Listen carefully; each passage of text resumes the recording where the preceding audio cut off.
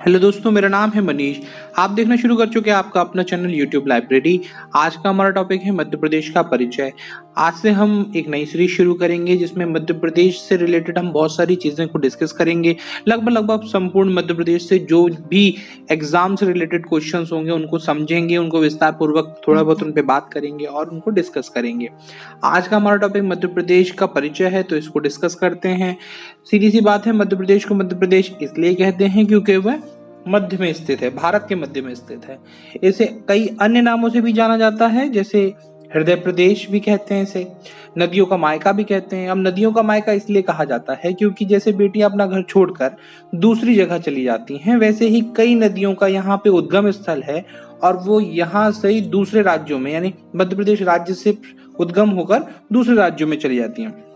उनमें से कुछ प्रमुख हैं, जैसे नर्मदा, ताप्ती, क्षिप्रा, चंबल, सोन, पार्वती, तवा, बहुत सारी नदियां हैं ना। इन सबको हम एक दिन नदियों को भी जब पढ़ेंगे, क्योंकि आज से शुरू हुआ है ये तो खत्म नहीं होगा, हम सब चीजें कवर करते हुए चलेंगे, उनमें डिस्कस कर लेंगे। अब ये नदियां जो हैं ये मध्य प्रदेश में रहने वालों के लिए धार्मिक महत्व तो रखती हैं, साथ ही साथ सिंचाई और बहुउद्देशीय परियोजनाएं जो हैं उनके माध्यम से भी प्रदेश की कृषि और औद्योगिक विकास में महत्वपूर्ण भूमिका निभाती हैं। ठीक है ना। अब बात करते हैं कि कौन सी चीजें हैं जो इस मध्य प्रदेश को स्पेशल बनाती हैं, है ना। तो ऐतिहासिक विरासत है, भौगोलिक संरचना है और गजब का प्राकृतिक सौंदर्य है।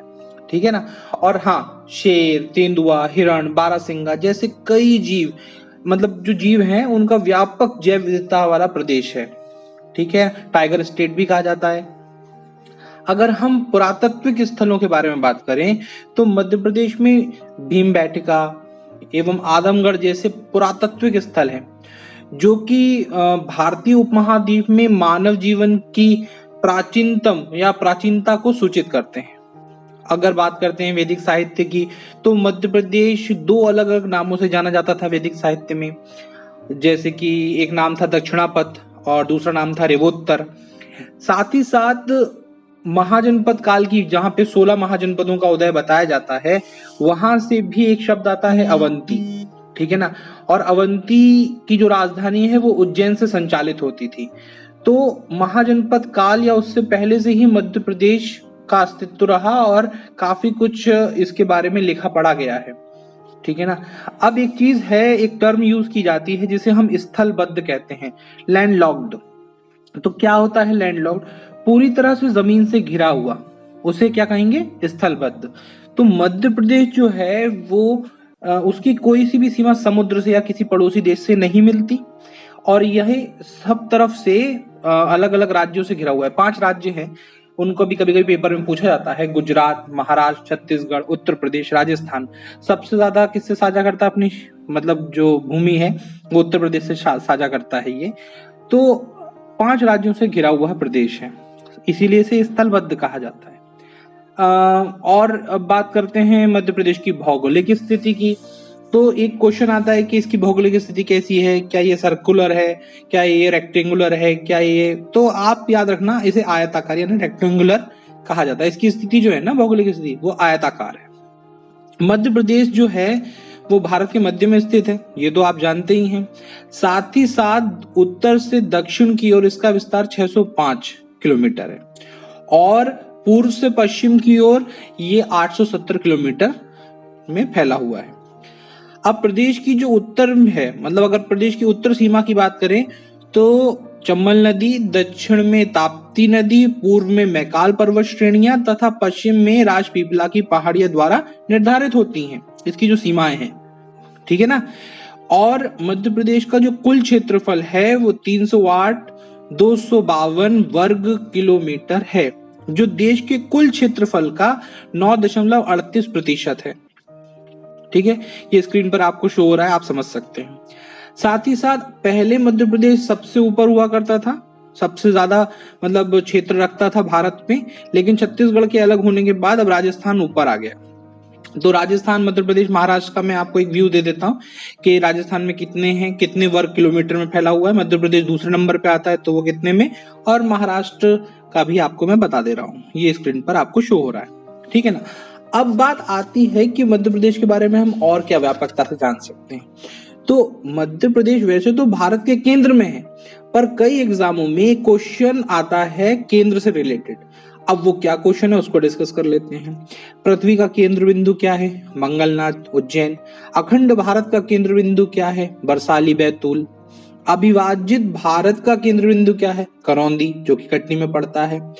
और वर्तमान भारत का केंद्र बिंदु क्या है? विदिशा। मध्य प्रदेश का केंद्र बिंदु क्या है? सागर। ऐसे क्वेश्चंस भी पेपर में आते हैं, ठीक है।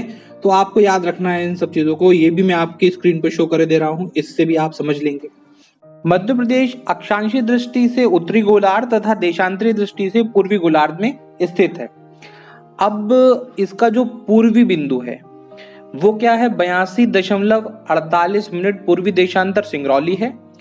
दक्षिणी बिंदु जो है वो 21.6 उत्तरी अक्षांश बुरहानपुर है।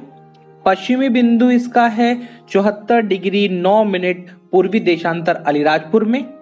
और उत्तरी बिंदु जो है इसका वो है 26 डिग्री 30 उत्तरी अक्षांश मुरैना में। यानी उत्तर में मुरैना, दक्षिण में बुरहानपुर, पूर्वी में सिंगरौली और पश्चिम में अगर जाएंगे तो अलीराजपुर इसके कोने हैं चारों तरफ से, ठीक है ना। इसका मैं आपको मैप दिखा देता हूं, आपको आसानी से याद रहेगा। साथ ही साथ अगर मैं बात करता हूं भारत की मानक समय रेखा की, या फिर आप भारत के मध्याह्न रेखा भी के नाम से भी उसे जानते हैं, जो कि 82 डिग्री 30 पूर्वी देशांतर है, मध्य प्रदेश के एकमात्र जिले सिंगरौली से गुजरती है। वैसे इलाहाबाद के नैनी से आप याद रखते हैं इसको, लेकिन मध्य प्रदेश में कहां से निकलती है? जब हम मध्य प्रदेश को पढ़ेंगे तो हमारे लिए जरूरी हो जाएगा। तो केवल एकमात्र जिला है सिंगरौली, वहां से गुजरती है। इससे समय डिसाइड होता है, ये आप जानते ही होंगे। जैसे सिंगरौली सबसे पूर्वी जिला हो गया और अलीराजपुर जो सबसे पश्चिमी जिला हो गया, तो इन दोनों स्थानों पर क्या होगा? लगभग 30 से 35 मिनट की, मतलब सूर्य उगने में और सूर्य ढलने में अंतर आएगा, ठीक है। मतलब अगर सिंगरौली में, आपको मैं सीधे सीधे समझाता हूं, सिंगरौली में अगर सूरज उगता है तो अलीराजपुर में उससे 30 मिनट यानी आधे घंटे बाद करीब सूरज उगता होगा। आ रहा है ना समझ में? अच्छा, ये तो हो गई ये बात। एक चीज और होती है कर्क रेखा। कर्क रेखा भारत को तो 2 भागों में विभाजित करती ही करती है, साथ ही साथ वो मध्य प्रदेश को भी 2 अलग अलग भागों में विभाजित करती है, बल्कि बराबर भागों में विभाजित करती है। अब जो कर्क रेखा है वो 23 डिग्री 30 पर होती है उत्तरी अक्षांश में, ठीक। अब मध्य प्रदेश को 2 बराबर भागों में विभाजित करती है, और जो प्रदेश जो है अपना, जो मध्य प्रदेश है, उसके 14 जिलों से होकर गुजरती है। इन जिलों से भी क्वेश्चन आ जाता है। तो पश्चिम से पूर्व की ओर मैं क्रमशः इनको बता देता हूं। रतलाम, उज्जैन, आगर मालवा, राजगढ़, सीहोर, भोपाल, विदिशा, रायसेन, सागर, दमोह, कटनी, जबलपुर, उमरिया और शहडोल। तो ये सारे स्थान होगा, ये पेपर में पूछे जाते हैं। ये भी मैंने आपको बता दिया, इनको याद करिए, समझिए इनको। मैप से याद करेंगे तो आसान रहेगा। मैं मैप दिखा रहा हूं आपको, इससे आपको आसानी रहेगी, ठीक है ना। साथ ही साथ अब हम बात करते हैं उन जगहों की जो अलग से हैं, जैसे कि अन्य तथ्य हैं मध्य प्रदेश के। जब परिचय की बात करेंगे तो आपको याद रखना पड़ेगा कि जो सिंगरौली जिला है वो उत्तर प्रदेश और छत्तीसगढ़ दोनों राज्यों से अपनी सीमा साझा करता है। झाबुआ जिला जो है वो राजस्थान और गुजरात राज्यों से अपनी सीमा साझा करता है। बालाघाट जिला मध्य प्रदेश और छत्तीसगढ़ इनसे अपनी सीमाएं को साझा करता है। अलीराजपुर जिला जो है वो महाराष्ट्र और गुजरात दोनों राज्यों से अपनी सीमा साझा करता है। और मुरैना व शिवपुरी जिले की बात अगर करें तो उत्तर प्रदेश और राजस्थान दोनों राज्यों से अपनी सीमा साझा करता है। ये तो वो जगह हो गई जो अपने अपने, मतलब किसी ऐसे जिले की बात कर ली जो दूसरे स्टेट से या दूसरे जगह से अपना सीमा साझा कर रहे हैं। लेकिन मध्य प्रदेश के वो जिले जो अंतर्वर्तीय हैं, या अंतर्वर्ती किनको कहते हैं आप ऐसा समझिए, जो किसी भी राज्य से, किसी भी और अलग राज्य से मतलब संपर्क ना हो, जिनकी सीमाएं साझा नहीं होती हो, जो होती हैं वो तो मैंने बता दी। अच्छा, इसमें एक चीज और, उत्तर प्रदेश सबसे ज्यादा साझा करता है, तो आप याद रखना उत्तर प्रदेश के कुछ जिले हैं उनको याद रख लेना। मैं आपको एक मैप दे दूंगा आखिरी में, उसमें आप देख लेना, उसमें एक चार्ट बना है। और ये लीजिए मैं आपको दिखाई देता हूँ। ये वो जिले हो गए जो उत्तर प्रदेश के सबसे ज्यादा हैं, हम जिससे टच करते हैं, साथ ही साथ वो भी जो वहां से उत्तर प्रदेश से हमसे टच करते हैं उसका पूरा मैप आ गया। समझ में आ रहा है? लिखा हुआ है सब कुछ, पढ़ लीजिए इसमें, पॉज कर लीजिए, उसके बाद देख लीजिए। बात करते हैं मध्य प्रदेश के अंतर्वर्तीय जिले जो कि किसी और राज्य से अपनी सीमा साझा नहीं करते। कौन कौन से हैं? ग्वालियर, धार, शाजापुर, रायसेन, नरसिंहपुर, जबलपुर, विदिशा, इंदौर, सीहोर, होशंगाबाद, दमोह, मंडला, उज्जैन, देवास, भोपाल, हरदा, कटनी और उमरिया। ठीक है, ये 18 हैं, इनको भी याद रखिए। अब बात कर लेते हैं राजकीय प्रतीकों की भी, इससे भी पेपर में क्वेश्चन आते हैं। तो मध्य प्रदेश का राजकीय चिन्ह क्या है, राजकीय पशु क्या है, राजकीय मछली क्या है, राजकीय वृक्ष क्या है, राजकीय पक्षी क्या है, राजकीय पुष्प क्या है, ये भी ओवरऑल अभी समझ लेते हैं। फिर एक बार मध्य प्रदेश एक दृष्टि में जब पढ़ेंगे तो इसको भी कवर करते हुए चलेंगे और उसमें मैं और अन्य फैक्ट डिसाइड कर दूंगा। आज हम इसी को कर लेते हैं केवल। तो मध्य प्रदेश का राजकीय चिन्ह क्या है? 24 स्तंभों की ब्राह आकृति, मतलब बाहर की आकृति को लिए हुए, मध्य में क्या है? गेहूं और धान की बालियों तथा बरगद का वृक्ष के ऊपर अशोक स्तंभ, इस तरह का एक हमारा राजकीय चिन्ह है मध्य प्रदेश का। राजकीय पशु क्या है? बारहसिंगा, जिसका नाम क्या है? मतलब अगर आप साइंटिफिक नेम की बात करते हैं, लैटिन नेम की बात करते हैं, तो वो है रूसवर्स डुआउसेली। फिर आता है राजकीय मछली। राजकीय मछली है महाशीर, जो कि अगर साइंटिफिक नेम की बात करें तो उसको टॉर पिट्यूटोरा बोलते हैं। राजकीय वृक्ष क्या है? बरगद। बरगद का साइंटिफिक नेम आपको वैसे भी याद रहता है, फाइकस वेनगैलेंसिस। ठीक। राजकीय पक्षी क्या है? दूधराज, तथा इसको शाही बुलबुल भी कहते हैं, और scientific name paradise flycatcher. ठीक। राजकीय पुष्प क्या है? सफेद लिली, जिसको साइंटिफिक नेम लिलियम कैंडिडम है ना? तो ये मैंने आपको बता दिया। थोड़ा सा प्रोनाउंसिएशन में होता है कंफ्यूजन, लेकिन मैंने आपको बता दिया। तो मैंने मध्य प्रदेश का लगभग आपको सारा परिचय दे दिया है।